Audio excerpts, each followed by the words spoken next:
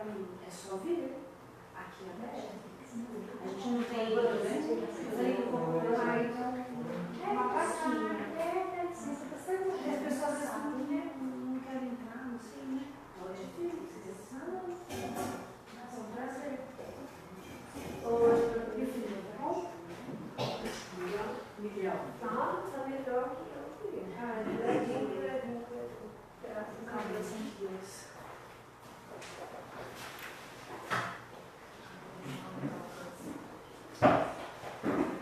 Depois você guarda, aí você lê bem devagarzinho lá na sua casa, né?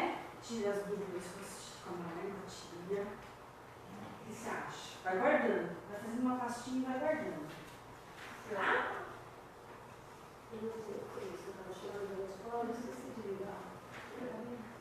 Eu já só fui pronto, assim, eu não vou para a escola. Eu falei, se eu bato algum dia, eu falei, só que eu esqueci. Aí eu perguntei para ela, não sabe escrever, você já fez só eu entendi. Olha, só para você saber que eu não vou fazer as pessoas nossa, vai dando também. Só trabalhando nosso.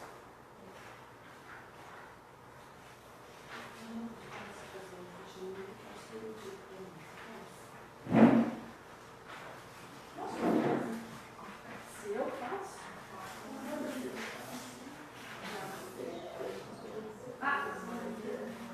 eu sou ótimo. Se eu posso aqui, se não comparar, nem comparação. Tá.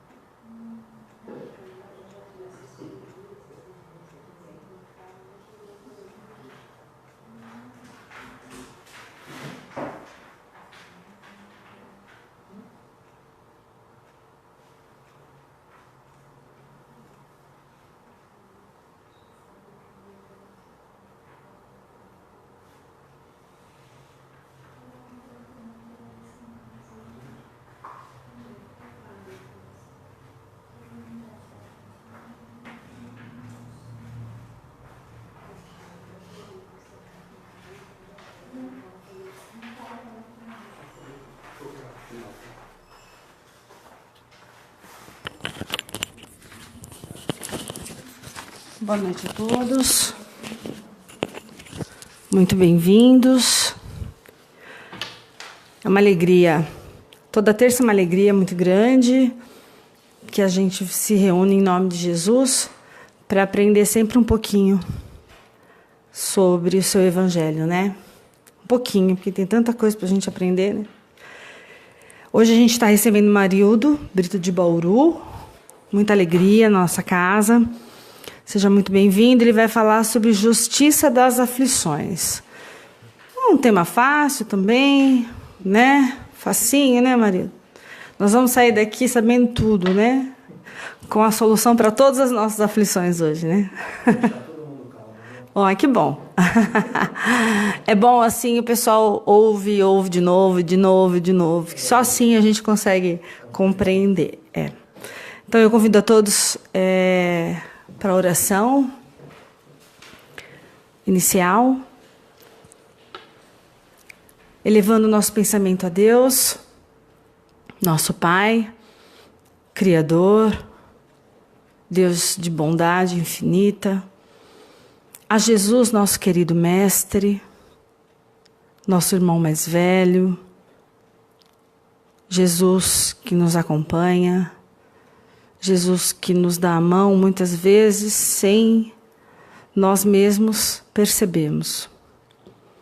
Agradeço a espiritualidade amiga desta casa, aos nossos mentores, pedindo que nos ajude a entender as palavras que aqui serão ditas, o Evangelho de Jesus, para que a gente consiga colocar em prática e consigamos ser um pouquinho melhor hoje do que fomos ontem.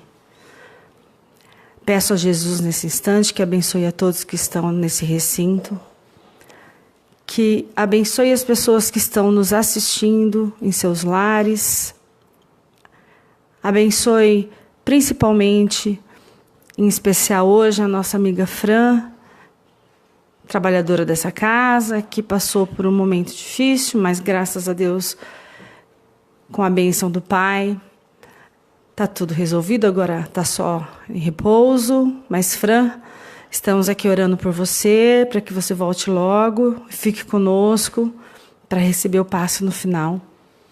Agradecemos a todos que conosco estão, porque as vibrações de paz e de amor chegam até nós, assim como nossas vibrações chegam até vocês. Então, juntos vamos nos unir em vibrações de amor para todos aqueles que necessitam. Pai nosso, que estais nos céus, santificado seja o vosso nome. Venha a nós o vosso reino, seja feita a vossa vontade, assim na terra como no céu. O pão nosso de cada dia nos dai hoje. Perdoai as nossas ofensas, assim como nós perdoamos a quem nos tem ofendido. E não nos deixeis cair em tentação, mas livrai-nos do mal, que assim seja, graças a Deus. Marildo, o espaço é todo seu, que Jesus te ilumine. Só deixa eu arrumar aqui para ti. Tá bom assim? Tá ótimo. O som, capta bem o som? Sim. Então tá ótimo.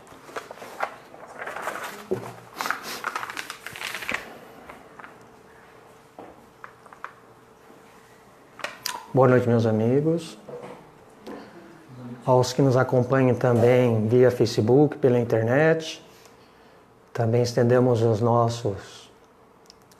as recomendações com alegria e possamos então aproveitar, o ensejo com que o próprio mês nos oferece, mês espírita, em que 18 de abril, assim, centraliza todas as nossas atenções à doutrina espírita, a qual o codificador Allan Kardec assim deixou na Terra, este grande momento para que possamos assim trilhar um pouquinho mais confiantes para nos tornar melhores a cada dia.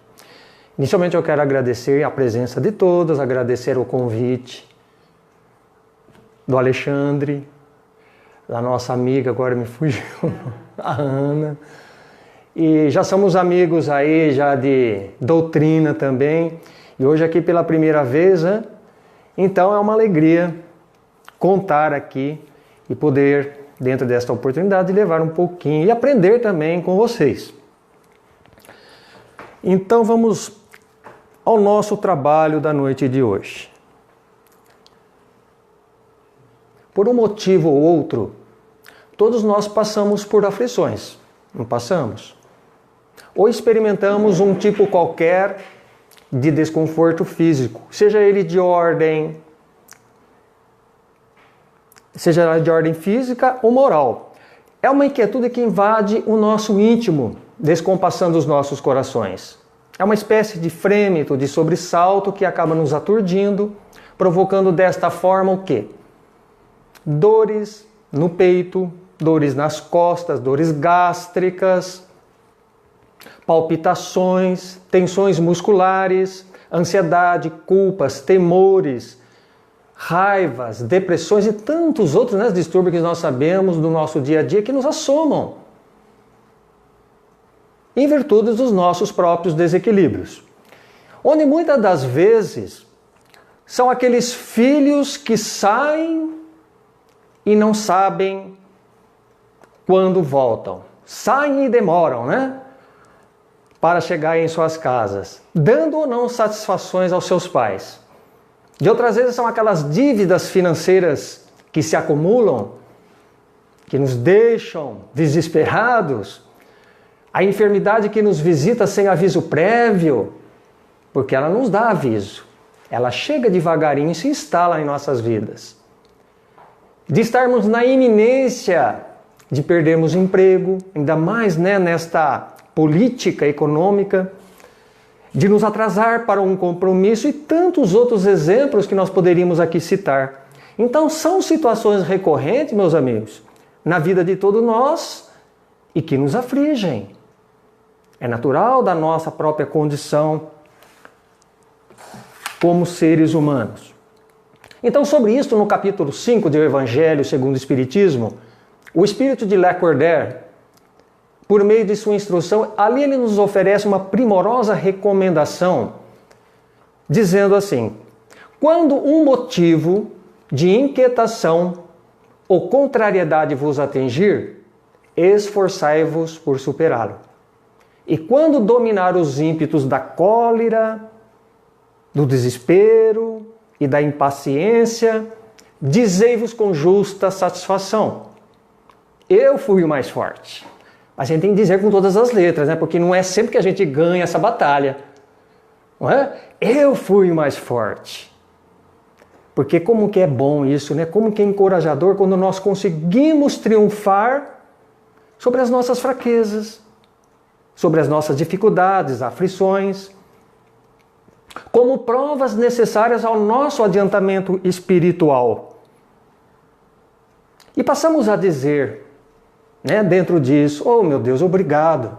Hoje consegui conter os meus impulsos mais violentos. Não me exasperei diante de fulano ou cicrano. Fui mais tolerante, paciente com essa ou aquela situação. Então vejamos que a partir deste nosso trabalho, desse nosso burilamento, nós vamos conseguindo conquistar a nossa própria paz e a nossa felicidade. Então não foi por menos que Jesus de Nazaré assim afirmou em João no capítulo 16, versículo 33. É uma frase muito conhecida por todos nós, principalmente o meio espírita, quando ele fala: tenho-vos dito isto, para que em mim tenhais paz. No mundo tereis aflições, mas tende bom ânimo.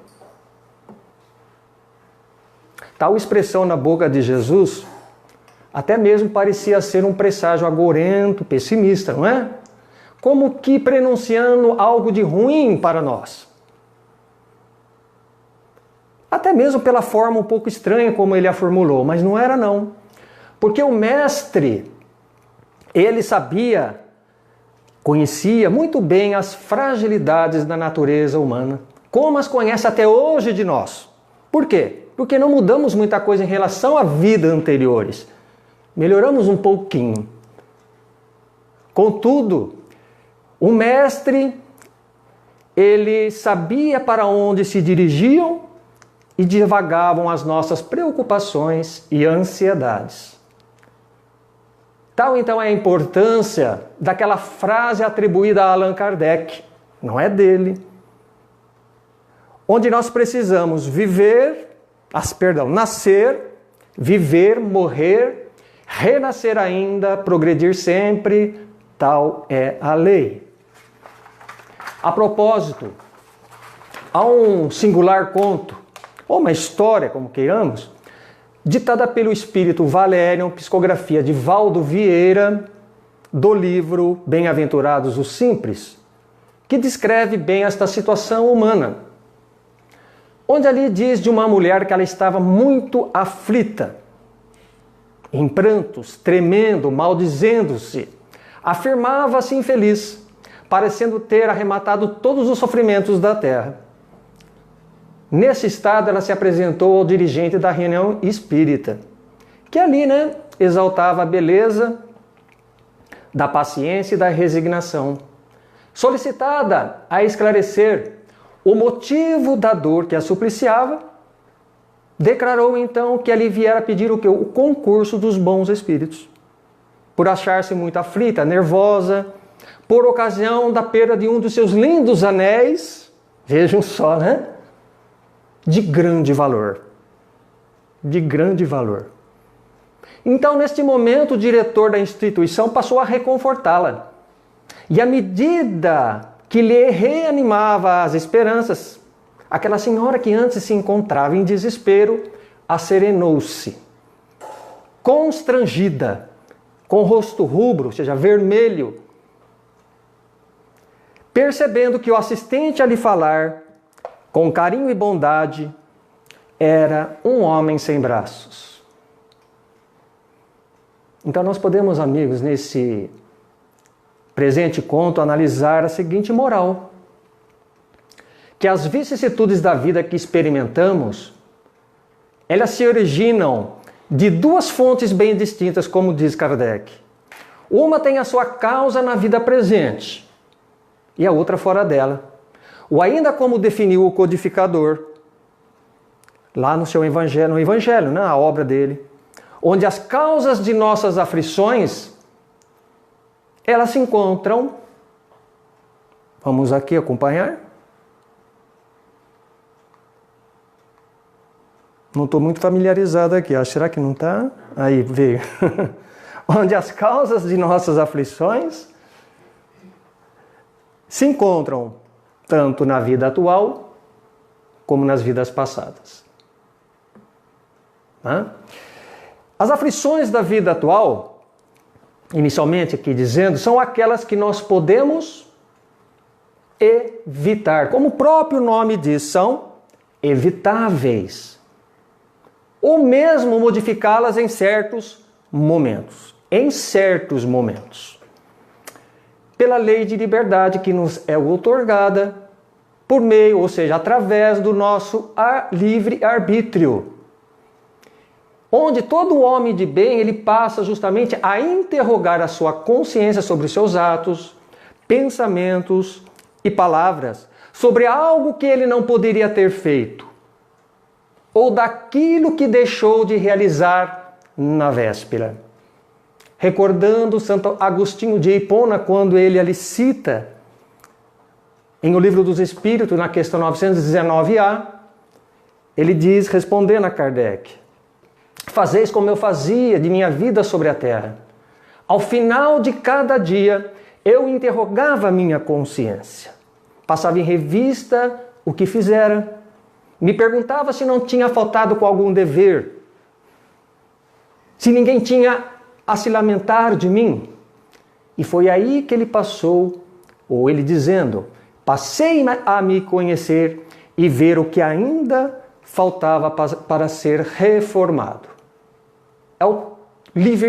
A reforma íntima, né, que nós tanto debatemos, tanto estudamos dentro da doutrina. E quando nós, então, a partir desse instante, não encontramos a quem culpar pelas causas de nossas infelicidades, o que fazemos? Achamos mais simples e menos humilhante para a nossa tola vaidade acusar a própria sorte e a Deus, do que reconhecer o que os nossos próprios erros. Não é? É o nosso orgulho que ainda predomina. Então, dessa forma, quantos males, meus amigos, nós poderíamos evitar como consequência dos nossos excessos e vícios diários? Por exemplo, se soubermos que determinados alimentos, bebidas e até mesmo os remédios nos farão mal, iremos consumi-los assim mesmo? Iremos ou não? Pior que, né, tem aquele negócio, né? O vizinho falou que aquele remédio é maravilhoso. Você vai, para mim também é. Ou você pega aquele determinado alimento ou bebida, você não se contenta e se panturra com aquilo. Acaba fazendo mal. O leite, né? Tem uma pessoa que como que diz? Que não é aversão ao leite, a lactose, né? Agora, alérgico. Tem pessoa. Então, isso é apenas um exemplo que nós estamos aqui colocando, mas existem tantas outras coisas. Sabendo também, gente, que a mágoa, o ressentimento, os ciúmes, a inveja e tantos outros sentimentos dessa natureza são venenos que corroem a nossa alma e o nosso corpo. Será que valerá apenas ainda assim nutrir tais sentimentos dentro dos nossos corações? O pior é que tem pessoa, né, que prolonga uma existência praticamente guardando para si esses sentimentos que devastam, que corroem. Quantos pais também são infelizes, como diz lá no Evangelho, com seus filhos, que por negligência e indiferença não combateram suas más tendências desde o princípio. Desde o princípio. E deixando então com isso desenvolver em seus corações os germes do que mais domina o homem, que é o orgulho e o egoísmo. Quando então mais tarde esses pais, aflitos e decepcionados, passam a recolher o que semearam com a falta de respeito e também de gratidão por parte desses filhos. E sabemos que não é pouco, né? Os pais dão, às vezes, a educação, mas às vezes falham nessa educação, e aí tem que colher, né? Agora, com relação às vidas passadas, são justamente aquelas que nós não podemos mexer, alterar, tocar, evitar. Ou seja, são aquelas inevitáveis. E vejam, isso aqui é aquele momento em que a própria consciência culpada e endividada pelos erros do passado ou de vidas anteriores automaticamente se submeterá à lei natural de causa e efeito. Estará em curso. Porque dar, mas você recebe o bem ou o mal. Então, cabendo ao espírito justamente se reajustar e redimir-se no presente ou futuras reencarnações por todo o mal praticado ou por todo o bem não realizado para si e para os seus semelhantes. Daí então surgirem, né, como nós conhecemos no mundo, as deformidades congênitas, que não são poucas, vamos dizer algumas, como a esclerose lateral amiotrófica, conhecida como a ELA. Temos a micro, a macrocefalia, a hidrocefalia, os anencéfalos, a epilepsia, a idiotia, o cretinismo e tantas outras. Isto porque os desajustes e os desequilíbrios que estão impressos no corpo espiritual, ou seja, o nosso perispírito, será então neste momento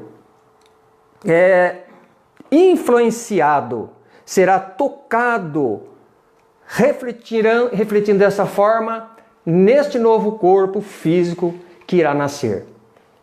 Bem, de outras vezes também semelhante às aflições da vida atual, essas que nós acabamos de ver, e elas têm uma similitude, mas onde se confunde muitas das vezes, mas elas têm o seu processo na vida passada.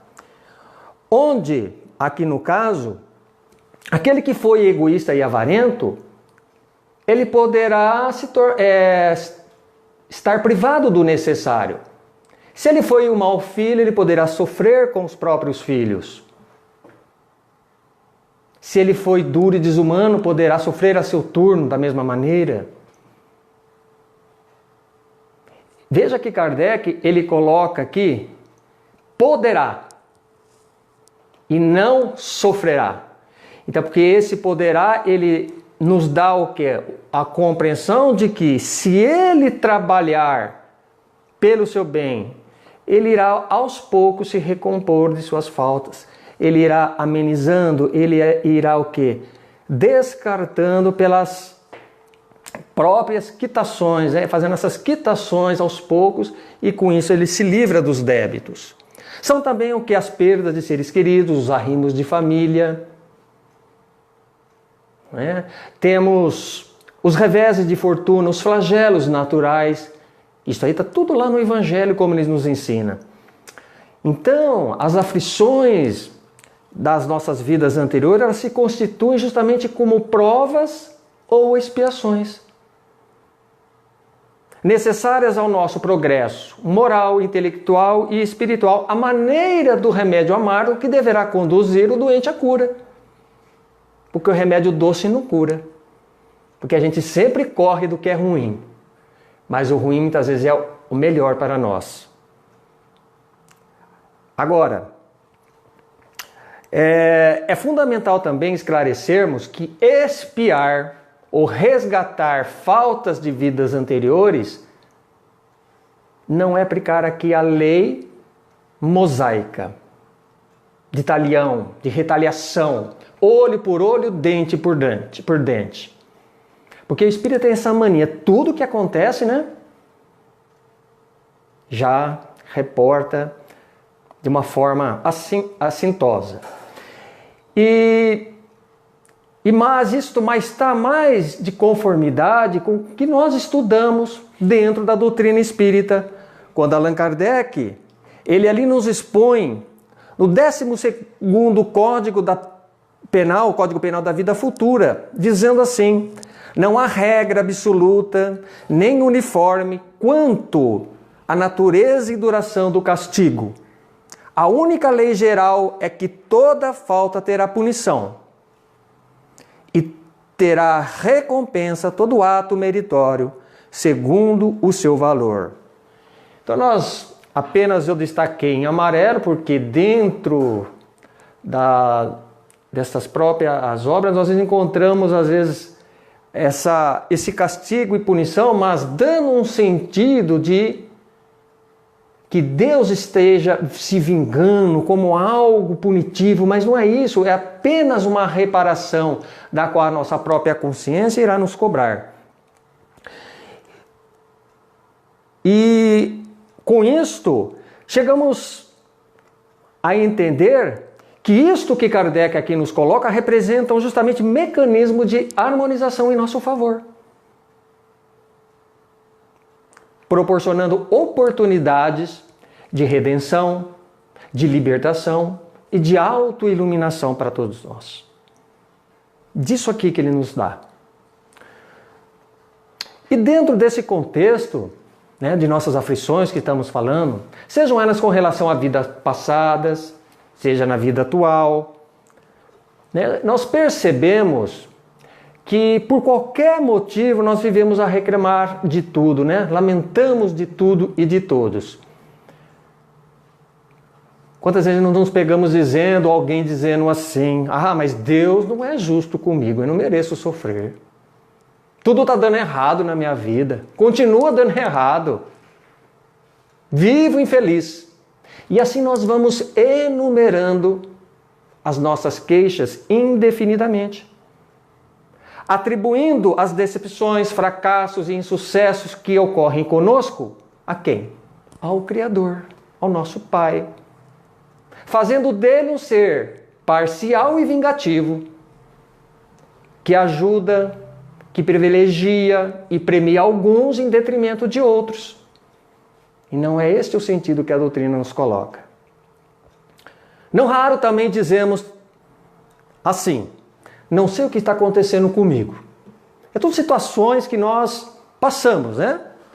Dia a dia. Olha, eu já procuro de toda forma ser gentil, prestativo, atencioso, sorridente com as pessoas. Na casa espírita, por exemplo, eu procuro sempre ajudar semanalmente nos passes magnéticos, no atendimento fraterno. Sou participativo em grupos de assistência aos mais carentes, grupos de estudos, grupo mediúnico, e aí vai.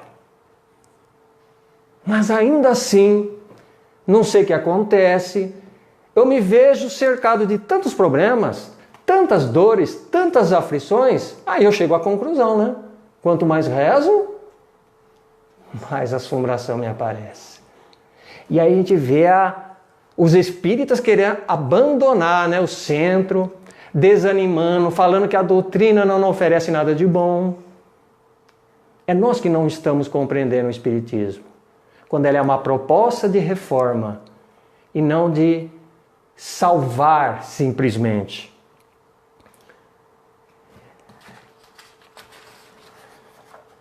Bem, agora a gente precisa analisar que, por justiça, diante disso, o bom e dedicado trabalhador, ele merece ser bem recompensado, não é?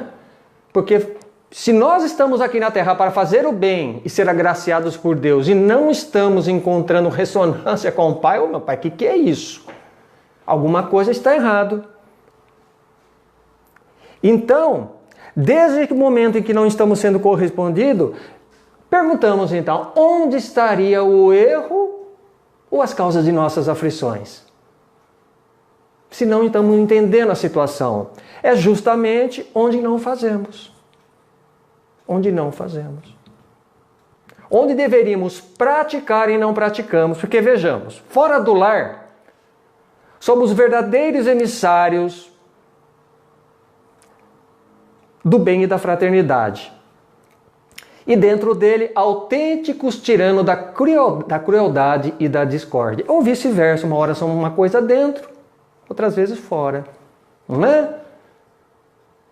Portanto, nós não podemos ficar representando ou brincando de mocinhos e bandidos na nossa vida aqui nessa oportunidade que Deus nos coloca.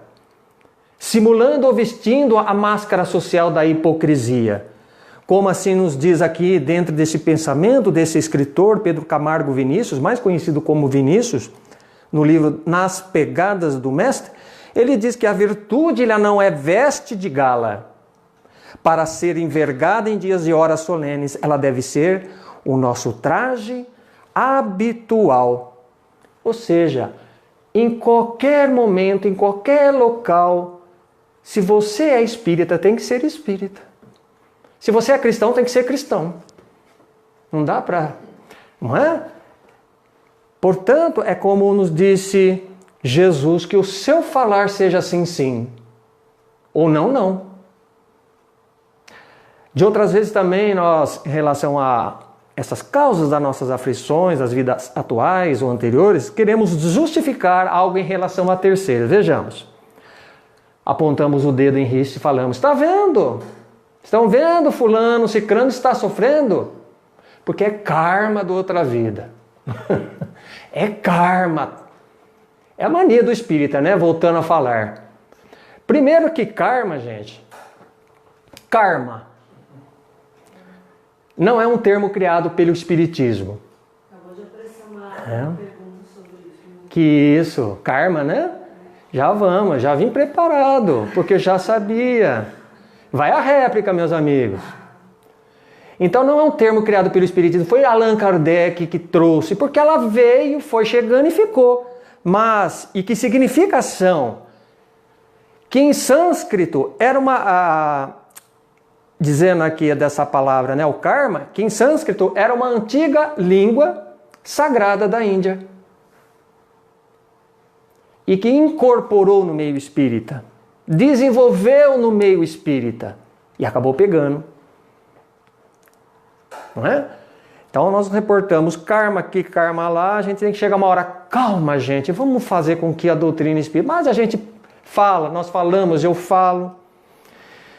E aí acabamos o quê? Ou passamos a sentenciar aquele que está em sofrimento, nos colocando justamente como juízes.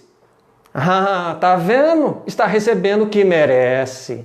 Aqui se faz, aqui se paga. Deus tarda, mas não falha. Da justiça de Deus ninguém escapa. Então são algumas das expressões conhecidas popularmente e que passamos a dizer naquele momento de desajuste, de revolta, de mágoa, de indignação, passando a desejar a outrem, ao nosso semelhante, toda sorte de desgraça e infelicidade. Não é? Ah, você tem que sofrer, miserável. Não é? Assim ficamos. Ou também a maneira daquelas pessoas que se afirmam virtuosas. entre aspas, religiosas, preferindo ou achando mais cômodo lavarem as mãos, não é? Para se eximirem de suas responsabilidades, a exemplo como fez o governador Pôncio Pilatos. Estou lavando, quem quer fazer, faça. E aí dizemos assim, olha, eu não me vingarei. Aí que vem. Eu não me vingarei, mas Deus se vingará por mim. Isso demonstra que essas pessoas, além de rebaixarem Deus na sua infinita bondade, na sua misericórdia, na sua sabedoria, na sua perfeição, ao nosso pobre e equivocado senso de justiça, ainda ignoram, e nós ignoramos totalmente as suas verdadeiras leis de amor, de justiça e de caridade, das penas e recompensas futuras, que caberá a cada um segundo as suas obras. Pois bem, lá em João, no capítulo 14, versículo 27, temos isso aqui. Quando Jesus assim afirmou: deixo-vos a paz, a minha paz vos dou. Mas não a paz do mundo mas não a paz como o mundo a conhece. Pois bem, quando Jesus, a gente precisa sempre analisar, né? Porque a doutrina é eminentemente a doutrina que nos convoca ao raciocínio, não simplesmente aceitar e não passar pelo crivo da nossa razão. Então, quando Jesus elucidou essas consoladoras palavras, em João no capítulo 14, infelizmente, meus amigos, a maior parte das pessoas, elas interpretam ou associam a paz como sendo a ausência de problemas, dores, doenças e sofrimentos. Outras que se ocupam o seu tempo com horas vazias, de preguiça, de inércia, achando que isso é paz. Porém, a paz do Cristo, ela não se resume nisto. Nem tampouco se traduz na indolência ou na acomodação de nossa parte. Mas a verdadeira paz que tanto ansiamos, esta paz que nós buscamos, que o mundo ainda não conhece e não pode receber na sua integralidade, é aquela que exprime o feliz e sublime estado da consciência tranquila e do dever realizado. Quando todo homem de bem, ele emprega o seu trabalho de forma digna e nobre em seu benefício e de seus semelhantes. E aí nós podemos dormir com a nossa cabecinha tranquila, sem dever nada a ninguém. E daí nós vamos compreendendo que essa paz que ainda estamos distantes de compreender. E por isso, aqui a gente entende quando... Não é culpa minha, gente, que aqui já é do problema técnico. Olha que então ele reforça, através desta obra ditada pelo espírito Manuel Filomeno de Miranda, médium de Valdo Pereira Franco, do livro Loucura e Obsessão, que o bem que se faz é conquista que se logra em paz interior. Olha que importância isso. O bem que se faz é conquista que se logra em paz interior. Então é dando, né, que se recebe dentro desta fé ativa que nós precisamos colocar. Agora, ao contrário, né, do outro lado, da outra face da moeda, daqueles que procuram tão somente atender e satisfazer as vossas alegrias e paixões neste mundo, ele é semelhante àquele que São Mateus diz lá no Novo Testamento, ao homem imprudente, vão, egoísta, e que ávido dos prazeres transitórios, passam a construir as suas casas sobre as areias. Olha que importância também. Sem entesourarem as riquezas no céu. Que é isso que nós precisamos ter em mente para conquistar essa paz. Então, assim, o Mestre, em Mateus no capítulo 6, disse: onde estiver o vosso tesouro, aí estará o vosso coração. Buscai primeiro o reino e a justiça de Deus, e tudo mais vos será acrescentado. E pronto, gente. É simples, mas precisamos iniciar, dar os primeiros passos. E falando desta paz, o espírito de Humberto de Campos, pela psicografia de Francisco Cândido Xavier, do livro Pontos e Contos, ele narra um conto, mais um conto, de um personagem chamado Anselmo Figueiredo. É muito bonito este conto. Anselmo era um rapaz que prezava a sua saúde tão somente para atender e satisfazer os caprichos de sua mocidade. Convocado à fé religiosa, Anselmo afirmava não ter atingido idade para tanto. Não obstante, os apelos insistentes e amorosos dos seus pais, que eram o quê? Espíritas cristãos. Seguiam o espiritismo. Então, de quando em quando, dizia-lhe o pai: Anselmo, você já não é mais nenhuma criança. É preciso refletir quanto aos nossos destinos eternos. E contrafeito, Anselmo retrucava: ora, meu pai, não me venha com histórias de religião, né? Muita gente encontra isso na vida de muitas famílias. Não me venha com histórias de religião. Tenha paciência. Eu preciso aproveitar a minha mocidade. É necessário matar o tempo. De outras vezes, era sua mãe quem insistia. Filho querido, repara que estamos apenas de passagem neste mundo. Sendo necessário aprender as lições de fé e iluminação para que Jesus possa nos esperar com o perdão de nossos erros. E ele, com um sorriso irônico, não foi muito diferente, replicou para sua mãe: veja, mamãe, eu não sou nenhum criminoso. Creio sinceramente na existência de Deus. Mas o que quer a senhora? Nossas preferências são tão opostas. E eu não estimo os estudos evangélicos como a senhora e o papai. Além disso, eu quero aproveitar a vida, é necessário matar o tempo. Bancário, com excelente remuneração, Anselmo continuava dissipando os seus vencimentos entre jogos e prazeres variados, sem cogitar de edificar a sua alma para Deus. De outras vezes, amigos da família também lhe recordavam quanto aos imperativos da fé religiosa, mas de nada valiam aquelas observações salutares. Então ele se mostrava cada vez mais indiferente e hostil ao assunto. E a maneira de borboleta distraída, ele preferia viver divorciado das oportunidades de autoiluminação e dos ideais superiores, sentindo-se sempre jovem para cogitar sobre os conhecimentos divinos. Quando então, ao atingir, que a vida passou, a vida não espera, chegou aos 48 anos de idade, Anselmo ele possuía uma extensa ficha terrena, repleta de anotações inferiores. Entre elas, ociosidade, libertinagem, negação de atividades úteis. Contudo, a morte não poderia mais esperar por Anselmo como os amigos do mundo.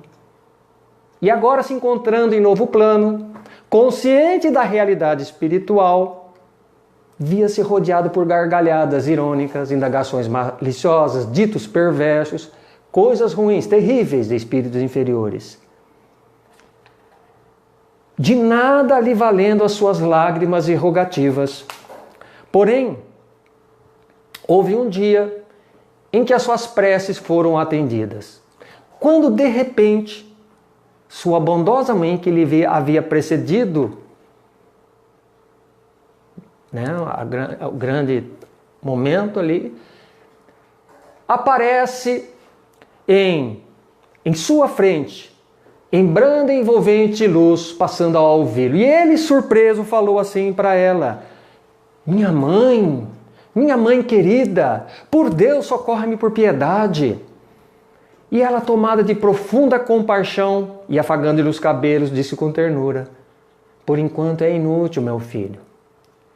Estamos separados pelo abismo que cavaste por tuas próprias mãos. Há mais de 10 anos, venho aguardando ansiosa por este momento, e somente agora lhe vejo nesse estado triste e lastimável. Então, neste instante, suplicando o mendigo de luz, ele tornava a perguntar para sua mãe: mas minha mãe, por que Deus me abandonou? Eu estou aqui, veja, esquecido por todos, parecendo um fantasma, com imensa dor, ou parecido, com um fantasma. E nesse instante, por fim, a veneranda mãezinha esclareceu em tom triste, mas esperançoso ao mesmo tempo: Deus nunca lhe abandonou, meu filho. Foste tu que esqueceste as bênçãos de oportunidade no mundo, preferindo matar o tempo. E agora o tempo permanece morto para você. Levanta-te e trabalhe por ressuscitá-lo e obter um novo ponto de partida perante a bondade suprema do Senhor. E antes que Anselmo voltasse a formular novas perguntas, a luz se apagou completamente diante dele, para que assim ele pudesse reaprender as lições desprezadas no mundo e iluminar a própria alma diante do novo porvir. Então eu chamo a atenção em umas 2 colocações dentro deste conto. Naquele primeiro instante, vejam que ele pergunta à sua mãe quando encontra: minha mãe querida, por Deus, socorre-me por piedade. Isso vem trazer uma reflexão quando nós aqui buscamos a obra de André Luiz no Mundo Maior, capítulo 15. Nas entrelinhas diz assim: salvar alguém ou socorrê-lo, diante disso que ele está implorando para a sua mãe. Salvar alguém ou socorrê-lo não significa subtrair o interessado à oportunidade de lutas. Naquele segundo momento, ele pergunta, suplica a sua mãe: minha mãe, mas por que Deus me abandonou? Eu estou esquecido por todos aqui, qual um fantasma de dor.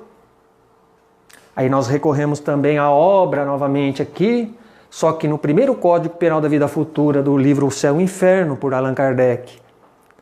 Diz assim que a alma ou o espírito sofre na vida espiritual as consequências de todas as imperfeições das quais não se despojou durante a vida corporal.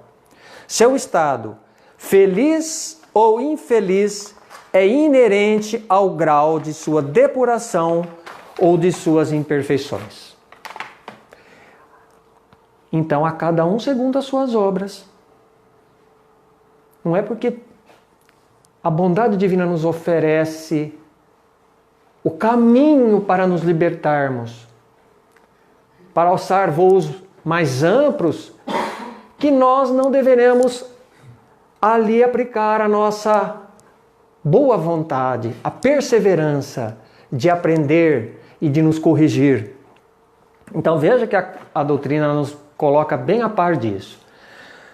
Então, no nosso estudo também, como que fica as aflições que passamos diante das dores?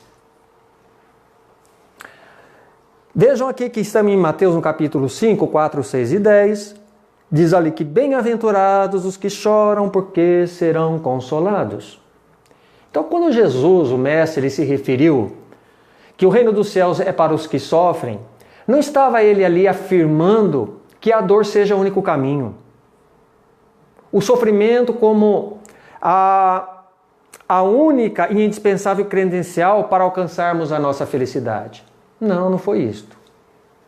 Pois, conforme mesmo asseverou o mestre lionês Allan Kardec, Ele diz lá no Evangelho: todos sofrem neste mundo, todos, ricos ou pobres, sábios ou ignorantes, feios, bonitos, altos e baixos, independentemente de cor, raça ou credo. Mas poucos sofrem bem.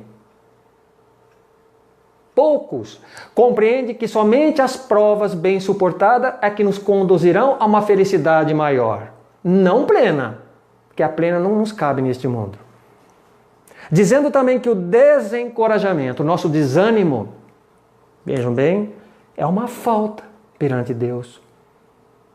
E que as consolações enviadas por Deus, elas serão proporcionais segundo a nossa coragem e a nossa resignação diante das tribulações da vida. Quanto mais nos debatermos entre as sarças, ou seja, os espinhos, mais iremos nos ferir. Alguém que vai adentrando aquela mata, se não entrar com certo cuidado, ela sai meio ali desesperada, ela vai se machucar, né? Estamos dando uma comparação. Quanto mais o homem se elevar sobre a montanha, melhor poderá ver as coisas lá do alto. Assim ocorre conosco em relação à nossa existência física. Porque quanto mais desprendidos estivermos dos bens materiais, que nos sufocam, que nos escravizam, menores serão as angústias e tormentos decorrentes de nossas imperfeições e vícios morais. Por isso a necessidade deste trabalho, deste empenho diário, que não é fácil. Caiu, se levanta. Uma amiga hoje, fazendo um atendimento fraterno, até mesmo eu ainda devo ainda conversar, ela procurou pedir ajuda nesse sentido. Então é justamente isso que nós estamos tentando passar, o que o Mestre há mais de 2000 anos vem tentando nos dizer. Compreendendo então, meus amigos, que por fim, a justiça das aflições, ela jamais pune ou castiga, mas ela tem, sim, por função despertar-nos e reeducar-nos no caminho do bem e do progresso. Assevera-nos o Espírito de Fénelon, no capítulo 5 também do Evangelho segundo o Espiritismo, que habitualmente nós censuramos o que não compreendemos. Vivemos julgando aquilo que não sabemos. Enxergamos o mal onde existe um bem, não é? É da realidade humana isto. Porque, olha, basta nós ligarmos, assistirmos uma TV, navegarmos pela internet, lermos os jornais, as revistas, para logo dizermos revoltados e indignados. A gente fica em frente da tela, em frente do smartphone, olhando aquela cena, o que nos choca, dizemos assim, criatura abominável, não é? Monstro! A morte é pouco para uma criatura dessa espécie, deveria ter pena de morte no Brasil. E aí vai, né?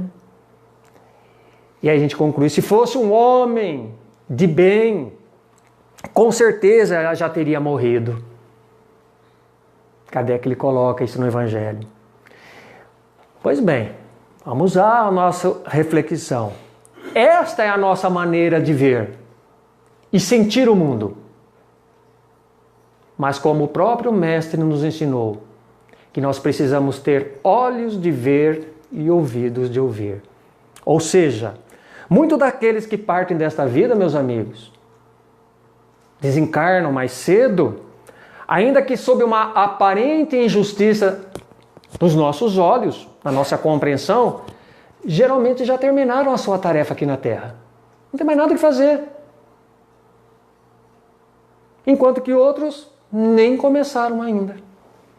E aí a gente vai entendendo essa dinâmica. Por que que uns vão mais cedo, outros ficam aqui, marcando o passo. Ainda dentro do nosso estudo sobre a justiça das aflições, nós vamos analisar em relação à perda de pessoas amadas, morte prematuras. Isso nos atinge, né? Diretamente. Então a gente vê, né? Quantos pais inconformados, mães desconsoladas, aflitas, com seus corações mais despedaçados, seus mais ternos sentimentos, dizem assim: mas por que, meu Deus? Por que tiraste de mim meu filho, tão jovem e pleno de futuro? Que mal fez ele para receber tão triste sorte? Coisas desse tipo. Muitos se revoltam, não aceitam e levam aquilo adiante, o que é ruim para o desencarnante, para aquele que passou para o lado de lá. Então, segundo Samson, ele que foi um antigo membro da Sociedade Espírita de Paris e colaborador na codificação com Allan Kardec, esses acontecimentos se atribuem justamente à sabedoria e à misericórdia de Deus, que vem ali poupá-los, esses pais, de futuras decepções e misérias humanas, dos arrastamentos, das seduções, das quedas, que poderiam comprometer ainda mais esses filhos. Porque quem é que sabe o que estaria reservado para aquele filho? E aí lastimamos, né? Queremos que Deus nos dê uma justificativa. Ficamos revoltados com os desígnios do Pai. Então Ele sabe o que é melhor para todos nós. Às vezes as aflições poderiam ser mais acerbas, mais ainda difíceis de serem contornadas. Então assim afirmam os textos bíblicos em Ezequiel e em Lucas, né, sobre isso aqui, quando ali na primeira referência, né, em Ezequiel do Antigo Testamento: então dirás Jeová, o Senhor teu Deus, não tenho qualquer prazer na morte do incrédulo, mas sim a minha alegria está em que o ímpio venha a ser convertido, se desvie do seu mau caminho e viva. Convertei-vos, desviai dos vossos maus caminhos. Aí em Lucas, no capítulo 9, versículo 56, agora no Novo Testamento, temos assim: porque o Filho do Homem não veio para destruir as almas dos homens, mas para salvá-las. Essa é a proposta de Deus, o pão da vida, o caminho, a água que sedenta a todos nós e que ainda precisamos nos levantar e buscar, como Anselmo Figueiredo fizera, né, naquela história, no conto. Então, a propósito sobre isso também, entendemos que as nossas dores, aflições, sofrimentos, sempre têm uma razão de ser. Nada é por acaso. Tudo que nós experimentamos neste mundo, meus amigos, tem uma causa justa. E havendo uma causa justa, Deus é o quê? Justo. Não existe o acaso. Chamamos a isto de justiça das aflições. E aí Allan Kardec fala também, quando pergunta aos imortais em O Livro dos Espíritos, na questão 920, pergunta clássica, muito conhecida: pode um homem sobre a terra ter uma completa felicidade? Não, respondem, pois a vida lhe foi dada como provas ou expiações. Porém, depende dele abrandar e suavizar os seus males e ser tão feliz quanto a terra o permitir. Então, nós chegamos à conclusão que não existe uma vida perfeita ainda neste mundo. Não dá para saborearmos a nossa felicidade ou esta felicidade sem experimentarmos um pouco desse sofrimento, dessa tristeza. Ter Deus em nossas vidas não significa que todos os problemas serão resolvidos, desaparecerão como num passe de mágica, como um milagre. Não, não é assim. Mas que Ele estará, com certeza, presente em nossas vidas para ajudar na superação de cada um deles. Ajudar. E não ficar apenas o que resolver os problemas, que é muito bem mais fácil. E assim, elevando os nossos pensamentos em prece, digamos: pedi a Deus para ser forte, a fim de executar projetos grandiosos, e Ele me fez fraco para conservar-me humilde. Pedi a Deus riqueza para tudo possuir. E Ele me deu a pobreza para não me tornar egoísta. Pedi a Deus que me desse a saúde para realizar grandes empreendimentos. E Ele me deu a doença para compreendê-lo melhor. Pedi a Deus poder para que os homens precisassem de mim. E Ele me deu a humildade para que dele eu precisasse. Pedi a Deus tudo para gozar a vida. E Ele me deu a vida para gozar de tudo. Senhor, não recebi nada do que pedi, mas deste-me tudo o que eu precisava. E quase sempre, contra a minha vontade, as preces foram ouvidas. Louvado seja Deus, entre todos os homens, ninguém tem mais do que eu. Muito obrigado, meus amigos, e que essa paz continue em nossos corações, hoje e sempre. Obrigado pela atenção de todos.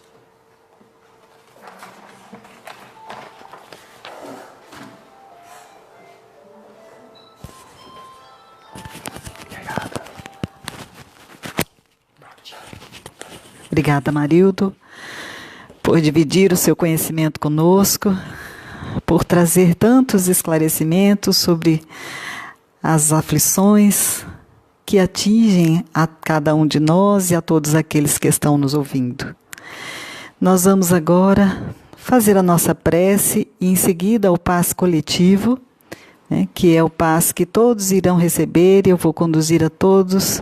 Então, eu peço que fechem os seus olhos neste momento, que pensem na figura meiga do Mestre Jesus, aqui no meio de nós.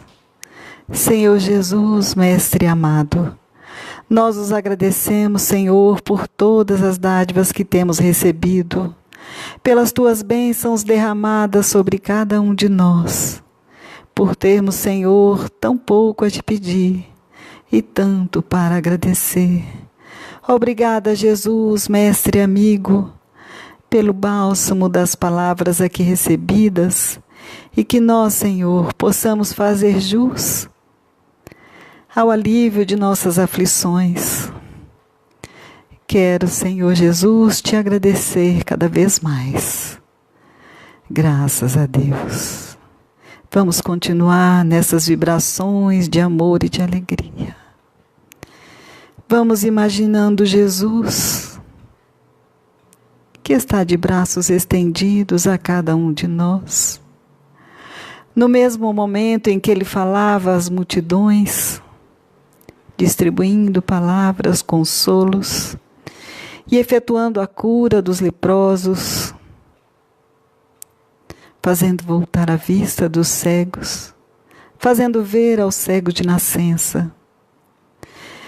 Imaginemos agora e roguemos a Jesus, entregando a Ele as nossas aflições, os nossos problemas, as nossas dores, as nossas culpas.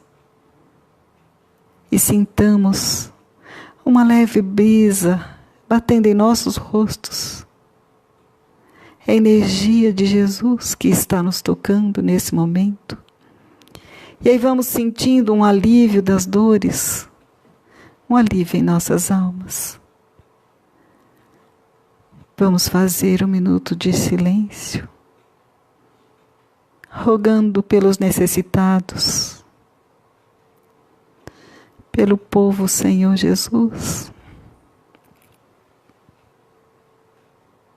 que está passando fome e miséria, por aqueles que perderam suas casas alagadas, por aqueles que estão sem a água, sem o pouco de comida.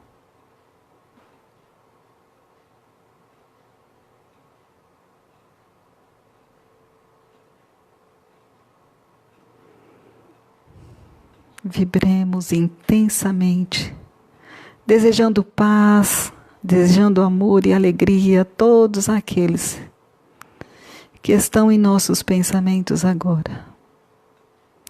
E nesta vibração de amor e de alegria, vamos aquecendo os nossos corações e emitindo pensamentos de gratidão a Jesus e a Deus nosso Pai, por todas as bênçãos recebidas e por termos, Senhor, esta oportunidade reencarnatória.